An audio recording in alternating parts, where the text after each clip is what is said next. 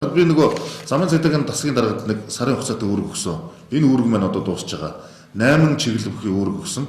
Энэ замын хөдөлгөөний байдлыг навтарчлалыг сайжруулах, хаана ямар арга хэмжээ авч ажиллах шаардлага байна. Нийтийн тээвэртэй холбоотой үүргүүд өгсөн.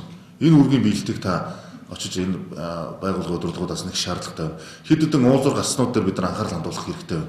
Энэ дээр мэргэжлийн байгууллагуудын одоо оролцоо туйлын чухал байна. Ялангуяа энэ комфортын уулзуур, энэ олон улсын худалдааны төвийн уртлын 4%. Энэ одоо яаж 4% болгож амжсан харин одоо 4% болоогүй бол энэ ч одоо бүр битүү явахын аргагүй болох нь.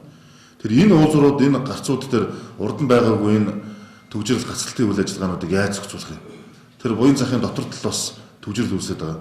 Тэр энэ дээр нэг мэргэжлийн байгууллагын үүднээс орц гарц хаана ямар байх хэвээр гэдгийг судалж ажиллахгүй бол одоо эхнээс нь ингээ баг дээр энэ төвжирэл үүсэж байгаа газруудаа бид нар зохицуулт хийхгүй бол энэ цаашдаа хүндрэх асуудал үүсэх магадaltaй байна шүү гэдгийг бас анхааруулж хэлье.